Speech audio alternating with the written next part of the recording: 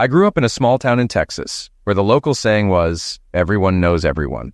My father worked as a translator at the U.S. Embassy, so my childhood was full of stories about different countries and languages.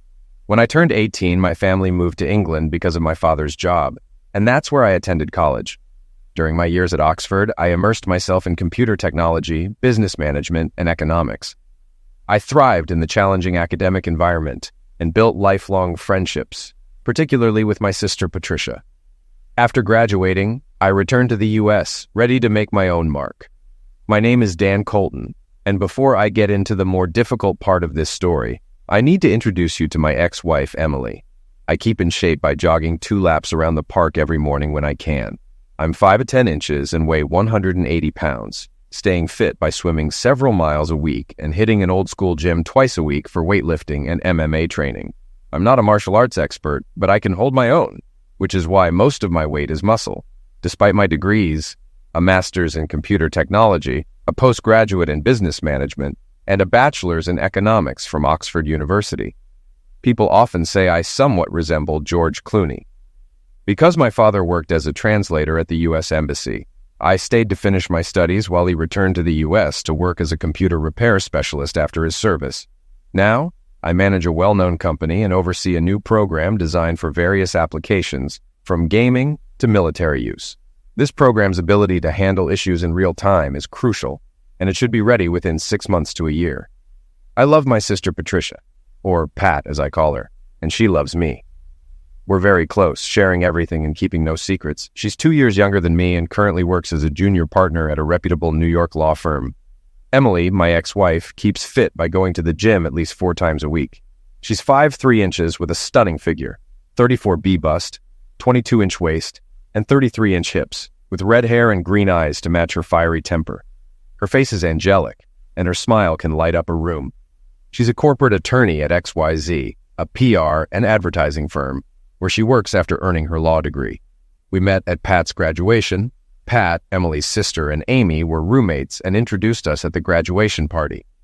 Coincidentally, we lived just 3 miles apart in the mid-sized town of Freestone, Texas. We started dating 6 months later and hit it off, getting married 6 months after that. After our wedding, Emily began her career at XYZ as a junior attorney with a modest salary plus bonuses. I worked for ABC Flight Controllers, where I assembled and dissected software code for a mid-5-figure salary and bonus. The 3-bedroom house I inherited from my grandparents was in a good neighborhood. My sister received a lump sum inheritance, while Emily's sister and parents stayed in New York. My parents had retired to Florida. Twice a year, we hosted family gatherings for Thanksgiving and Christmas at various locations. Life was good. We were happy with our modest income, nice cars, and 2 vacations every year. After 2 years, Emily was promoted to junior partner, and things began to change.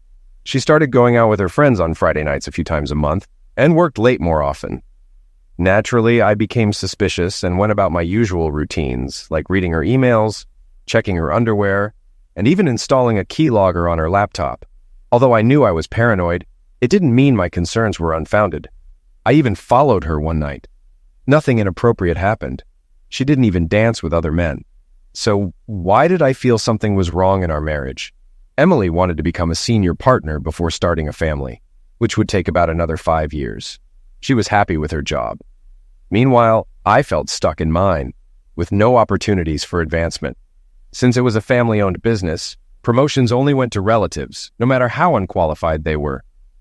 I decided to start my own computer repair business, not the kind where people bring their laptops to a shop. I targeted businesses needing enhanced security systems and system upgrades. Before jumping in, I did a business analysis and expected a slow start, but within a year, I would earn more than my current job. I sat down with Emily to explain that while the initial year would be tough, we would be better off in the long run.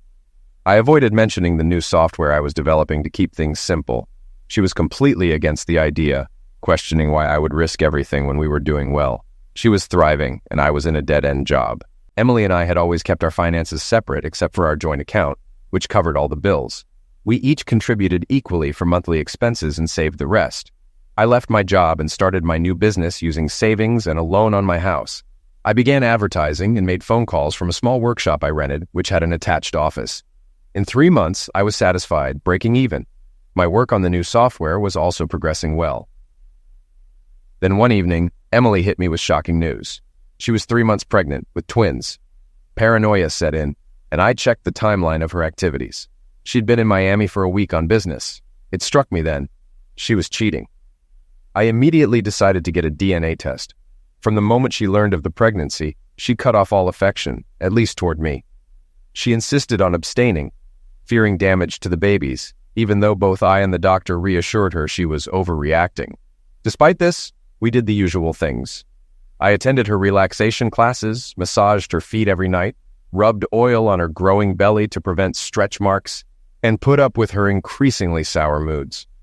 Meanwhile, my company was growing. I hired a fresh computer technician, Greg, and appointed May as the receptionist. Emily showed no interest in my business, so I never bothered discussing it with her. The day finally arrived when she went into labor.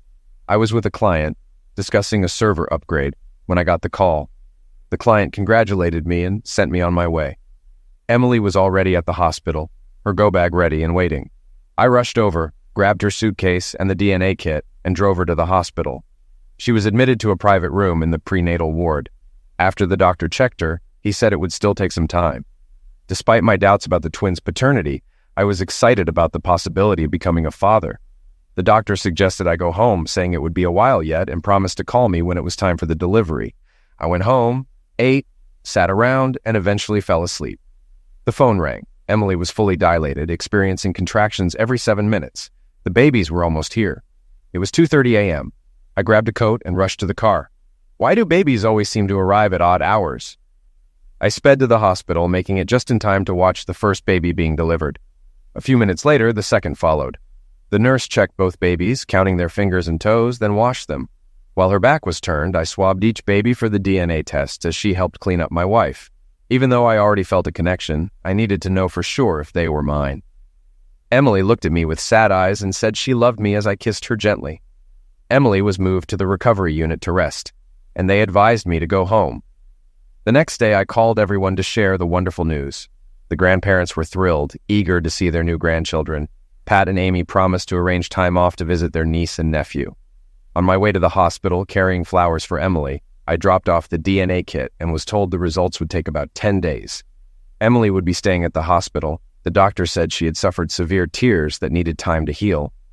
For the next 5 days, I visited her daily, but she seemed distant and quiet. When I asked the doctor about her behavior, he simply replied, "She'll get over it. It happens sometimes." He mentioned she would be discharged on Saturday afternoon. During my visit on Friday, I counted down the hours until I could bring them home. The nursery was ready for our new babies. Saturday morning, I made sure everything was set up for her return. The safety cots were securely fastened. At 1:30, I headed to the hospital to bring my family home. I walked straight to her room, but it was empty. "Where are my wife and kids?" I asked the nurse. "Another man has already taken them," she replied. "Who?" I demanded, panic rising. I tried calling Emily's cell, but there was no response. The senior nurse arrived to handle the situation, reporting it to security, who then contacted the police. When the officers arrived, a man and a woman, both detectives, were shown to the security room to review the footage from that morning. They returned to inform me, "It seems Emily left with the man willingly. We know who he is, but we can't disclose his identity." Stunned, I asked, "What am I supposed to do now?" "Go home, Mr. Colton," they advised. "We will be in touch." Sick with worry, I sat at home, anxiously waiting for news. Around 6 that evening, I noticed the same 2 detectives knocking on my door. When neither looked me in the eye, I asked, "What's going on?" The woman spoke first. "Mr. Colton, we can't tell you where your wife and children are, but they are safe." "I'm really sorry," she added softly. I stared at her, confused. "I have no idea where my family is, and Emily won't answer her phone." The male detective stepped forward. "I regret to inform you that your wife left you and took the kids. She stated that her attorney would be in contact soon." My heart sank as I listened in disbelief. "Please, don't do anything foolish," the detective warned. "I'd hate to have to take further action." They left, leaving me alone once again. My hands trembled, and I felt hollow inside, on the verge of being sick. I had hit rock bottom. I started to cry. Sunday morning, I woke up having cried myself to sleep.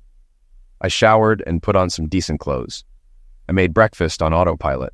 After eating, feeling a bit better, I thought, Maybe Emily's parents know something. I called her dad. "Hello," he answered. "Hi, it's me," I said quickly. "Everyone left, saying they'd be visiting next weekend. I need to tell you what happened." He tried to respond, but I cut him off. "Listen, I don't want excuses. Just call Emily and get back to me." Can't believe she would act like this. By lunchtime, I went to Denny's for an unhealthy meal. A mega burger with fries, onion rings, and a beer. Feeling a bit better, I returned home and checked the answering machine. No messages. I turned on the TV, but my mind kept replaying the events of the last few days. Eventually, I gave up. It was past midnight, so I went to bed. My thoughts wouldn't quiet down, so I got up at 6 the next morning, showered, and went downstairs for breakfast. I was sitting there staring at the news on TV when the phone rang. It was Emily's attorney. "Can you meet later today?" he asked. "Yes," I replied, feeling a glimmer of hope. 2 o'clock works. He hung up. Maybe now I'll get some answers, I thought. At his office, I was shown in immediately. I expected to see just the attorney, but Jimmy Prescott, her boss, was also there, sitting on the sofa. I decided to keep silent for the moment, needing answers. This made everyone visibly uneasy. The lawyer finally spoke. "Mr. Colton, you're here to discuss the terms of your divorce from Mrs. Emily Colton. Your wife and Mr. Prescott have a brief proposal for you. She will divorce you on the grounds of irreconcilable differences. You'll keep your business, your property, your retirement, basically all of your savings. She'll do the same. However, you must also sign documents allowing Mr. Prescott to adopt your children. In return, Mr. Prescott will deposit $2 million into an account of your choosing." I jumped up so fast I almost knocked over the desk. "Absolutely not," I shouted. "My kids are not for sale at any price. You can have that strumpet for nothing. I don't want anything to do with her, so get lost." Emily stood up and spoke softly, trying to calm me down. "Dan, I know I hurt you, and I'm so sorry. I never wanted this to happen. Jimmy and I have been seeing each other for a while, and we really want to get married. He wants to adopt the kids because, sadly, he can't have any of his own." I cut her off. "Oh, so the kids would have everything, right? A big house, the best schools, the perfect life?" I sneered. "And what do I have to offer? An old rundown house and a small computer repair business?" My voice dripped with sarcasm. "Is that why you want out? Because I lack ambition, money, and can't give the kids a better future?" Her tone turned icy. "If you refuse to sign, I'll take you to the cleaners. I'll take your house, half your income, half your savings, your 401k, your business, and I'll make sure you never see your kids again. You're in a no-win situation. Our way, you at least get something." "Go to hell, Emily," I snapped. "You have no claim to the house. It's mine. Half of nothing is still nothing. I don't have savings, and you earn more than I do, so support payments will be minimal. I'll see my kids every other weekend and happily pay child support. As for my business, without me, it doesn't exist. As for your threats, see you in court." With that, I turned and stormed out, leaving 3 stunned people behind. I went straight to Denny's for dinner. After eating, I drove home to a cold, empty house. I sat with a beer, staring at the TV, furious at myself for not checking the peephole before opening the door. I woke up around 11 to a knock, still a bit groggy. As I opened the door, it was slammed inward with such force that I staggered back, but managed to stay on my feet. 3 men rushed in, trying to grab me, but I was fully awake now. I struck the first one in the throat with extended knuckles. The second guy tried to put me in a headlock and force me to the floor. While I was breaking free, the third man hit my shin with a baseball bat, and I fell.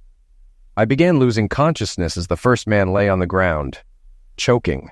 The other 2 kicked me, assuming they'd finish me off. They needed to leave enough evidence for the police to follow up. As I started to black out, their leader lifted me to my feet. "Now, be a good boy and sign the papers, or we'll be back," he said, his face inches from mine. I headbutted him in the nose, feeling the warm blood splatter across my face. Now I had his DNA. I quickly pulled my handkerchief from my pocket and dabbed some of his blood onto it. Screaming, he turned away, clutching his face and cursing at me. I started to black out again, only to be jolted awake when he kicked me in the ribs. I fainted, collapsing against the wall. I woke up slowly, hearing voices, but unable to recognize who they belonged to. I saw vague shapes in the room, but couldn't identify them. Then darkness took over again. The next time I woke, bright sunlight filled the room. I looked around and saw a woman seated in a chair. It took me a moment to recognize her as Cam, the wife of my MMA instructor, Nick Wright. I tried to speak, but my mouth was too dry. I croaked out a sound. Cam came over and pressed the call button. A nurse came in and checked my vitals. She smiled and asked how I was feeling. The ice chips she gave me tasted better than the finest scotch. Cam quickly dialed her phone with one hand while holding mine. "How are you feeling?" "Glad to have you back among the living, Dan. You really scared us for a while," she said.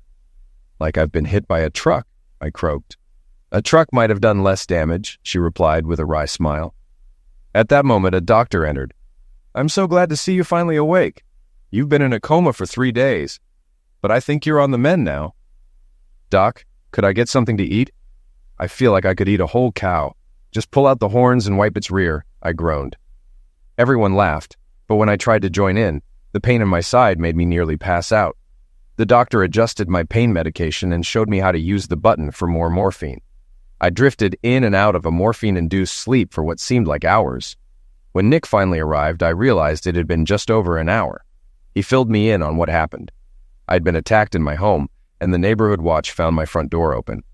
They called the police and an ambulance, and the officers found Nick's number in my phone under ice, in case of emergency. Either Nick or Cam had been with me ever since. He then described my injuries. A fractured left tibia, shattered radius, 2 cracked ribs, a perforated lung, a damaged kidney, a cracked eye socket, and a broken nose. "Other than that, you're fine," he joked, making me smile. When Nick and Cam left to go home, a detective named Graham Coles entered the room. "How much of the attack do you remember?" he asked. I recounted the leader's message. When I mentioned having a DNA sample on my handkerchief, he placed it in an evidence bag, clearly pleased. I closed my eyes for a moment, and when I opened them, the room was empty, shrouded in darkness. The next day, Nick visited and offered to let me stay at his house until I could move around on my own again. I asked him to pick up my mail from my place, and he agreed. I also inquired if he knew a good divorce attorney. He nodded and promised to get back to me. After a bit more conversation, I drifted off to sleep again. When I woke up, a nurse was checking my vitals. She mentioned that everything looked good and clean, with no signs of infection. She changed my bandages shortly after they brought me some food. Eating with one arm was tricky, so she had to cut up my meal. I slept well that night and woke up feeling refreshed. The nurse gave me a bed bath, but I didn't react. I was still too sore. Later, Nick arrived with a stunning woman who he introduced as my new lawyer, Grace Miles. She confirmed that I still had visitation rights for my kids and agreed to take on my case. We reviewed the situation together before she left. Nick stayed with me while I sorted through the mail he had brought. When I opened the DNA results, I initially felt a wave of rage, but then I started to laugh. Neither of the kids was mine. Emily had been cheating on both Jimmy and me, a classic cheater. I explained the situation to Nick once I stopped laughing, and his face went pale. Having had a change of heart, I decided to discuss a settlement. I called Grace and asked her to set up a meeting with Emily, Jimmy, their attorney, and myself at the hospital. She arranged for us to meet the next day in a borrowed office. When Nick wheeled me into the room, my arm and leg in casts, tubes running into my body, Emily looked flawless. My face, like most of my body, was bruised black and blue. Emily seemed shocked at my appearance, while Jimmy just smirked. Staring at them, I began, "Well, I changed my mind after some of your friends visited, and don't bother denying it, Jimmy. The last thing your thugs said was to sign the papers. Who else would want me to sign over the kids without the $2 million incentive?" I handed over the new paperwork my lawyer had prepared. "Your original proposal made it seem like I was selling the kids, and my lawyer explained how that could open me up to human trafficking charges. Nice try, though." Their attorney eyed the document suspiciously as I continued. "My lawyer and I have drafted a new settlement. Here it is." Grace handed the paperwork to their attorney, with copies for Emily and Jimmy. "Your offer is nothing like ours. Let me break it down for you. I keep my house, everything in it, my savings, my business, both cars, and my wife's jewelry. Additionally, she deposits the $18,000 from her not-so-secret mercantile credit account into my attorney's holding account." "You prick! That's my money! You can't have it!" Emily sputtered, her face turning crimson as a vein pulsed in her neck. Jimmy looked at her in surprise. It seemed he had no idea about her secret account.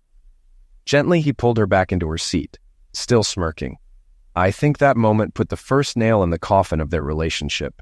If he hadn't cared so much for the kids, he might have walked out right then. "Sit down and shut up, you cheating liar. The adults are talking," he snapped. Emily went silent, her face shifting from red to pale. As I was saying before I was rudely interrupted, I continued, since she earns significantly more than I do, she will also pay me $2,500 a month in spousal support, deposited into my attorney's account. As for the company you both work for, to compensate for destroying my marriage and for my injuries, you will pay me $10 million, net of taxes, into my attorney's account, along with covering all my medical expenses, legal fees, and aftercare costs. This must be paid by 5 p.m. this coming Friday. Jimmy started laughing uncontrollably. Are you insane? Why should we pay you everything we have? We're only here for 20%. Excuse me? I replied. Did you say 20%? Yes, 20%, he barked. I heard you, but do you know what that means? I asked calmly. Is this some number you pulled out of thin air to back up your nonsense? He challenged. No, I said. I did thorough research on your company's clients and revenue. Since your company is publicly traded, all this information is readily available online. It's completely legitimate. Now, think about how this will impact your father's congressional campaign. After all, he's running on a family values platform. Then consider your clientele. You have several high-profile entertainment and political clients. One hint of scandal, and they'll abandon you. Next, your advertising branch. You represent 2 children's clothing stores, a baby product company, and a sports goods manufacturer. Every well-known brand will drop you like a hot potato, and you'll be scapegoated at a board meeting when things hit the fan. So, you see, $10 million is actually quite reasonable. Jimmy looked unwell, no longer arrogant. My attorney will send the full amount. It should be in her account by Friday at 5 o'clock.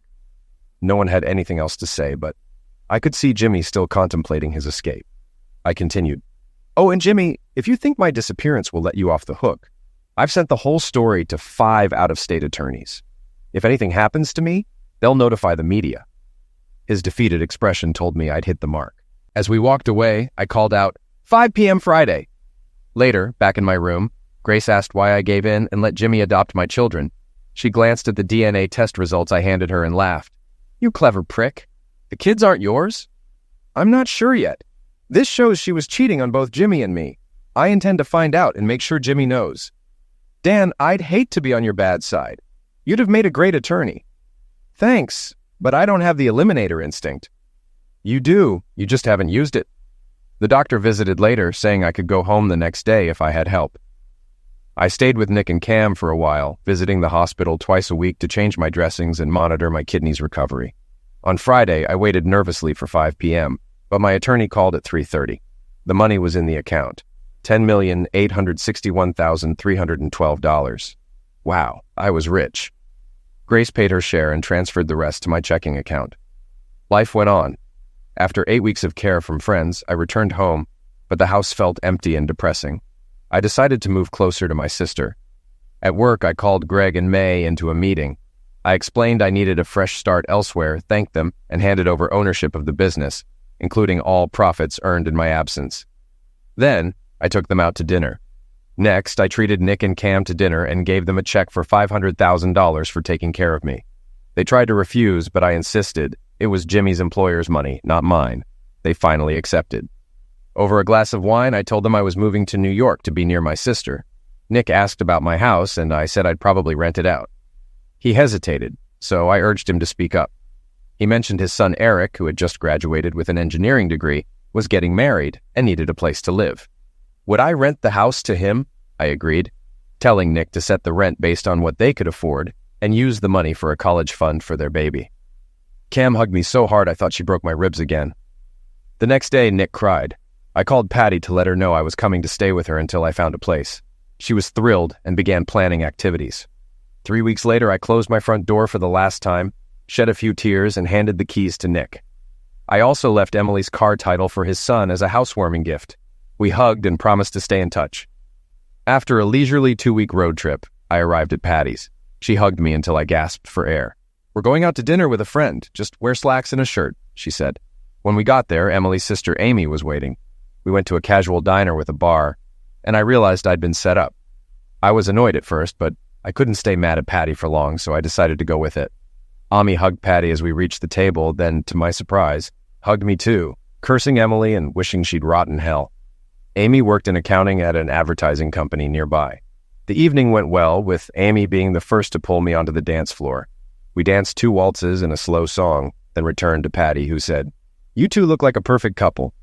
Ami blushed, and I quickly headed to the restroom. The rest of the evening, I danced with both Amy and Patty, avoiding the slow songs. At the end of the night, we put Amy in a cab and called one for ourselves. Patty just laughed and went to bed when we got home, ignoring my complaints about setting me up.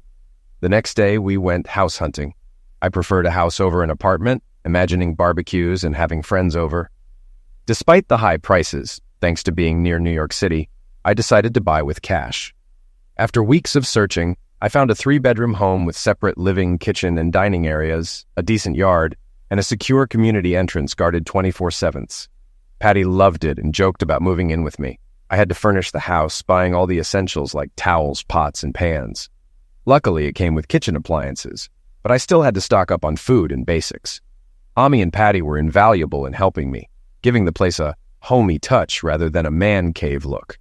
I set up one area as my workspace, complete with a custom motherboard, a top-of-the-line computer, and a fire-resistant safe. Patty and Amy insisted on a housewarming party, inviting their friends since I knew no one around. The plan worked. Soon I was on multiple social media and contact lists. For the next 3 weeks, weekends were filled with parties and barbecues. I barely thought of Emily and enjoyed my new social life. Ami and I grew closer during this time, more than friends, but not quite lovers. One evening, Patty and Amy planned to go to the theater, but Patty canceled last minute, leaving just Amy and me. During the taming of the shrew, Amy reached over and grabbed my hand. This was a surprise since the most we'd done before was a cheek kiss. After the play, we took a taxi to Amy's apartment, but it left before I could head home. I cursed, realizing there wouldn't be another cab this far out of town. Laughing, Amy said, "Then you'd better stay the night." She kissed me deeply, leading me inside. As we got to her bedroom, she asked, "What does a girl have to do to get you to sleep with her?" I figured it was time I made the first move. It was the best night of my life. "Now let me return the favor," I said, to which she replied, "What did you do to me? I've never felt this way before." At 1 p.m., we woke up starving and went to a neighborhood deli for lunch. Back at Ami's place, we talked about what had happened. She confessed she had liked me since we first met and, after my split with Emily, had turned to Patty for help in getting us together. I admitted I was interested in her too, but thought it would be inappropriate to approach my ex-wife's sister. Ami said she appreciated my consideration but had run out of patience, so she and Patty planned the previous night. Then, with a laugh, she texted Patty, "Mission accomplished." Amy drove me home to change. Unlike her sister, Amy didn't pick fights over little things, which made me feel at ease. Patty noticed this and often commented on how happy she was for us. We just seemed to fit. During this time, I was working on my project, which I finally completed. The beauty of these programs and hardware was their versatility. They could be adapted for military, gaming, aviation, and automotive applications. Knowing that thorough testing by gamers would reveal any flaws, I decided to reach out to a top game developer. When I approached the gaming company, they were skeptical, believing they already had the best programmers. After some negotiation, they agreed to a 3-month trial. I provided sealed units and tamper-proof software. After the trial, they called a meeting. I brought my sister, a corporate attorney, and one of her colleagues experienced in such negotiations, knowing the patents could be sold for much more in global sales. The company offered $120 million for the patents. However, I insisted on licensing rights for 10 years instead. My goal was $50 million plus a 1% royalty on all applications using my hardware and software for the same period. After hours of negotiation, we settled on $65 million and a 5% royalty for 10 years. Contracts were signed and a handshake sealed the deal. I was suddenly very wealthy, even after taxes. Similar negotiations followed with the military's aeronautical department, a top aircraft supplier, and a major automaker. My post-tax cash assets were valued at over $250 million, with a 10-year potential worth more than $3.5 billion. Unsure of what to do with such wealth, I sought investment advice, knowing even basic interest would earn me over $12 million annually before taxes. My sister was renting her apartment, dating another attorney, and Amy and I had moved in together. Things were getting serious. A year had passed since I started my new life, and I decided it was time for some payback against those who had hurt me. I sat down with Amy and said, "I still want to get back at your sister. Are you okay with that?"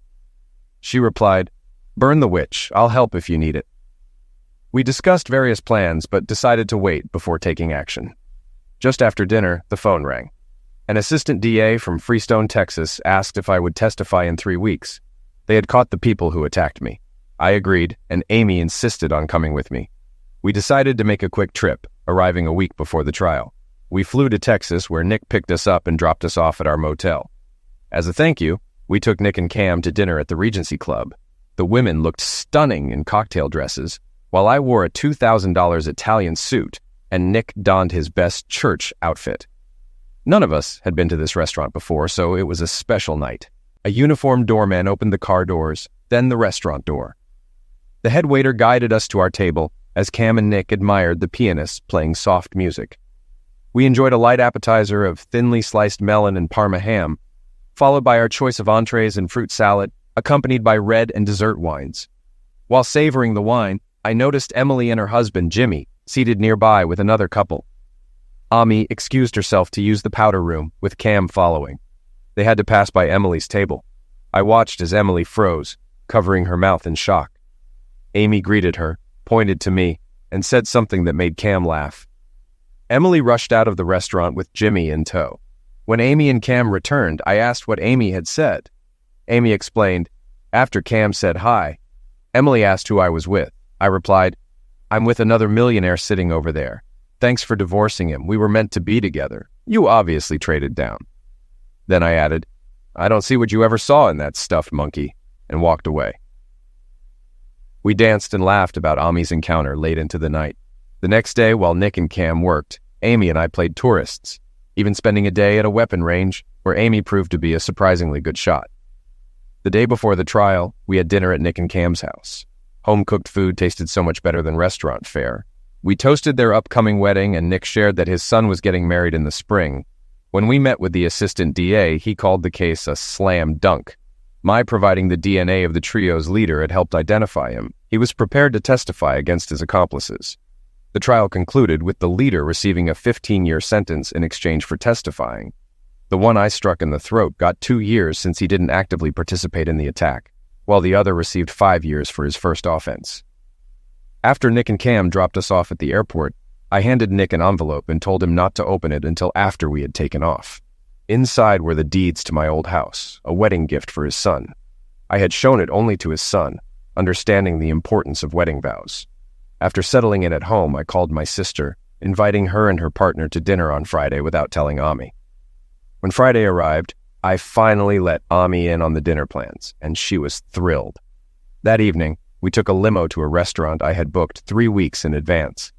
After a hearty meal, a man in a gypsy costume approached our table and played a love ballad on his violin. Then, to Amy's surprise, he got down on one knee and proposed to her. Through tears of joy and applause from the whole restaurant, she said yes. Her expression was priceless. My sister walked over, hugged Amy, and said, "Welcome to the family." We danced for the rest of the evening before the limo took us home. Our wedding was set for early spring, and invitations went out. I stayed out of the planning, leaving it to Amy and my sister. The ceremony took place at a nearby church, and I covered lodging for all out-of-town guests, reserving a full floor at the Hilton for their 3-day stay. The wedding was a grand event, and everyone had a fantastic time. Nick and Cam said they hadn't had so much fun in years. They invited us to their son's wedding, planned for 2 months later, complete with daily excursions and evening dances. Ami and I spent 2 weeks sailing the Caribbean. We needed another break after our wedding and returned completely exhausted. By then, I had a troubleshooting team in place to handle any issues with my program and hardware, allowing me to take things slow while planning my next steps for retribution. 9 months later, our son James was born, followed by his sister Sarah a year later. We moved into a larger house, but stayed within our safe community. By this point, I was quite wealthy and even became somewhat of a celebrity, frequently attending charitable events. Some society magazines began calling Ami and me the ideal couple. However, I never let go of my desire for revenge. The pain of what had been done to me lingered. Over the past 5 years, I had hired a PI to gather information on Emily, Jimmy, and everyone connected to them, including her former boss, Troy Simmons. I wanted to know if Troy was the father of Emily's twins. The PI confirmed my suspicions. The twins were Troy's. Additionally, Emily was still seeing Troy and 2 other men, while Jimmy was occupied with his father's business and a string of escorts. The first phase of my plan began with a revelation. I sent Jimmy the twins' DNA results along with Troy's, adding a note that read, "Do the math." This confirmed the twins were not his and revealed Emily's ongoing affairs. I also included evidence of her current infidelities, then stepped back to let the chaos unfold. 2 months later, Nick called to inform me that Jimmy had kicked Emily out, using their prenup to keep the kids he had adopted. She was left with nothing, and no one knew where she had gone. Ami called Emily's parents to see if they had any information, but her father replied, "Don't contact us again," and mentioned he had only wired her a couple of $1,000s. Emily was now feeling the sting of betrayal and loss. Phase 1 was complete. Her email account was still active, so I sent her the PI's report on Jimmy, including photos of him with various women. I thought, this should stir things up. A few days later, as Ami and I watched an old movie, the security gate's intercom chimed. "Miss Prescott wants to visit," I told Amy. "Shall we let her in?" Amy shrugged. "Let's hear what she has to say." I instructed the guard to let her in. A short while later, there was a knock at the door. When Amy opened it, Emily stood there looking disheveled, hair unkempt, clothes wrinkled, no makeup. Amy gestured for her to come inside, and as she walked in, I noticed she avoided making eye contact with me. Ami handed her a cup of coffee, which she accepted gratefully before sitting down. Though part of me felt pity, I also recalled the pain she had caused. "You look like a wreck. What happened to you?" I asked. Emily broke down, unable to speak for 10 minutes. Then, through tears, she explained, "He found out I was seeing Troy all along. He figured out the twins weren't his. Then, after our marriage, he discovered I was still seeing Troy. He went wild and threw me out in the clothes I was wearing. I checked into a motel. I had my laptop in my car and a couple thousand in my account. No one would speak to me after what I did to you. My family disowned me." She glanced up, eyes red and puffy. I called his father Barry, who told me he didn't need me anymore since he now had an heir to the family fortune.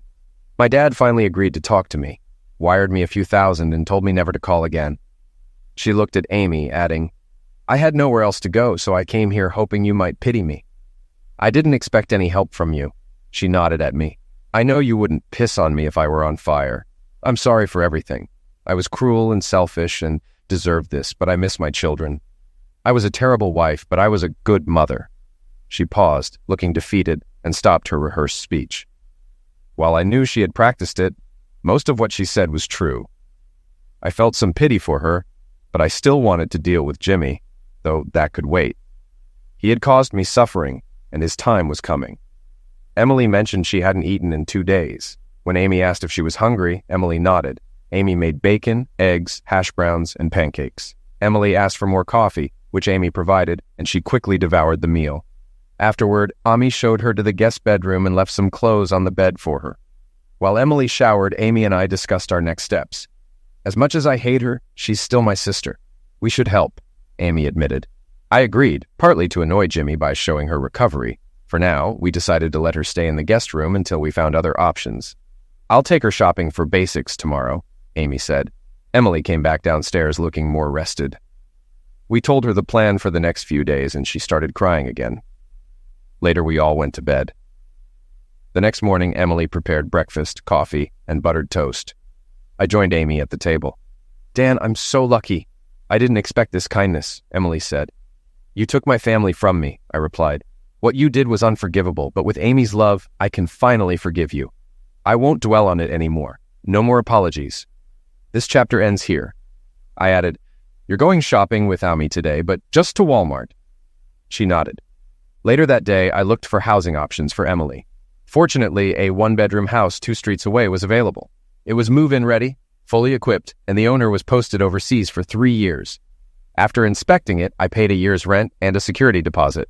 When the girls returned from shopping, I shared the news. Emily hugged me, thanking me through tears. Ami grinned and blew a kiss. Emily turned to me and whispered, "I don't know what I was thinking when I messed up our marriage. I should never have let you go. Ami, take good care of him. He's the best man you'll ever find." Then she hurried upstairs, hiding her emotions. Alone with Amy, I explained my plans to help Emily and take down Jimmy and his father. We loaded Amy's van and arranged for the rest to be delivered the next day. As Emily shopped for essentials, the girls found a place for everything in the new house. It was like magic, fitting it all in. We chose to support Emily financially, giving her a credit card with a $1,000 monthly limit and $10,000 for her checking account. More hugs and tears followed. That night in bed, Amy said, "I'm glad you didn't kick Emily when she was down." I replied that I hoped she learned her lesson and would treat her next partner better. The next day, we helped Emily settle into her new house, though she insisted on doing most of the work herself. She even invited us over for dinner that night. We left the kids with a sitter and headed over. Emily prepared a delicious meal: roast beef, baked potatoes, mixed veggies with garlic butter and honey, and for dessert, baked apples stuffed with raisins and topped with ice cream. We left completely full. Emily adjusted well, and in the following weeks, Amy and I agreed to help with her divorce. I arranged a meeting with an attorney. At Patty's recommendation, we met with Brian Scott. Although he didn't approve of Emily's past actions, he agreed to take on the case. Our main goal was getting her children back. Money was secondary. "I have an idea," I said during the meeting. I allowed Jimmy to adopt the kids. When Brian mentioned this would be a challenge, I asked, "What if the children aren't biologically mine?" I explained that I had received $2 million for the kids, but refused, letting Jimmy adopt them without financial gain. However, I was considering seeking $10 million for alienation of affection against Jimmy and XYZ Advertising. I had signed a non-disclosure agreement with them to keep XYZ out of the divorce proceedings. If I violated it, I'd have to repay the money. I gave Brian the DNA reports proving that Troy Simmons was the father, showing that the children weren't mine. Therefore, Jimmy had no claim and the adoption was unofficial. This meant Emily could reclaim them. I clarified, "This isn't just for Emily, it's to mess with Jimmy and his father." Brian nodded. "Leave it to me and I'll get back to you." That evening, I told Amy what I had done, and she fully supported it. We then invited Emily over. She seemed nervous at first until I explained my plan. Grateful, she threw her arms around me, then quickly pulled back, embarrassed and apologizing. "Don't worry about it," Amy and I said in unison. "Let's leave it at that." A few days later, Brian contacted us and requested a meeting with Emily and me. He would now be representing her instead of me. During the meeting, he laid out his plan. "First," he began, "we'll file a motion to annul the adoption." He paused, looking at us before continuing. "Second, I'll report to the state that Jimmy Prescott and his father, Barry, attempted to purchase children, violating the Anti-Slavery Act of 1865. He let that sink in. "Third, we'll pursue charges for this offense. They coerced Mr. Dan Colton into allowing the adoption. Since the children weren't his biologically, the adoption is void." He showed us the DNA results to prove this. Emily will demand the return of her children, currently being kept at 218. Fifth, we'll sue Mr. Troy Simmons for sexual maltreatment as he forced the then Mrs. Colton into an affair to keep her job. Sixth, we'll pursue legal action against Jimmy Prescott for coercing Emily into a relationship that destroyed her marriage. He continued. Seventh, we'll file a lawsuit against XYZ Advertising for enabling the maltreatment and promoting the affair. Both CEO Jimmy Prescott and Chairman Barry Prescott knew about the affair and supported it, causing the marriage breakdown. Eighth, we'll charge Troy Simmons with alienation of affection, contributing to the end of Emily's marriage. Ninth, we'll charge Jimmy Prescott for the same reason. 10th, we'll go after XYZ Advertising for failing to include a morality clause in staff contracts despite knowing about the affair. And lastly, 11th, we'll sue XYZ for supporting the affair between Jimmy and Mrs. Colton, which led to the marriage's dissolution. Brian then looked at me and added, "Finally, Mr. Colton acknowledges he signed an NDA for $10 million and is prepared to repay the amount if he breaks the agreement." We stood there, stunned by Brian's comprehensive plan. Emily, though shaken, seemed ready. "I'll handle the fallout," she said. "I brought this on myself." "Move now," I told Brian, "and XYZ will face a media attack targeting Troy Simmons, Jimmy Prescott, Barry Prescott, and the company." Brian nodded, saying he'd be ready in 2 weeks. I was to launch my attack a week later. Leaving Brian's office, I felt justice was within reach. Though Jimmy and Barry put up a legal fight, Brian pressed on. A week later, as planned, I sent all the gathered evidence to every media outlet. The media pounced, camping outside the courthouse and homes of those involved. As expected, XYZ's clients began threatening to cut ties. The board fired Troy Simmons without severance, and to stop the bleeding, Jimmy and Barry Prescott stepped down. XYZ also paid Emily a 7-figure settlement. With my own compensation, I would easily cover the $10 million NDA repayment. The fallout continued. Congressman Barry Prescott, known for his family values campaign, resigned, citing illness. Soon after, the FBI found financial anomalies, including payments to escorts and misuse of campaign funds. He was called before a select committee. Less than a month later, Emily regained custody of her children. Shortly after, Amy and I drove Emily and the kids to her parents' house for a reconciliation. I told her parents, "I've forgiven her. While we may not be close friends, we're at least civil. I hope you can forgive her too." Seeing their grandchildren for the first time helped smooth things over. In the aftermath, Barry Prescott was sentenced to 3 years for campaign fund misuse. Jimmy was found guilty of attempted human trafficking and embezzling company funds, receiving a 5-year sentence.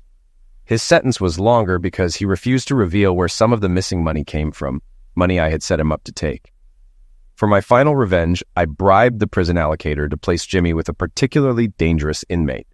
Meanwhile, Emily moved into a larger home, retook her bar exams, and started working at the same law firm as Patty.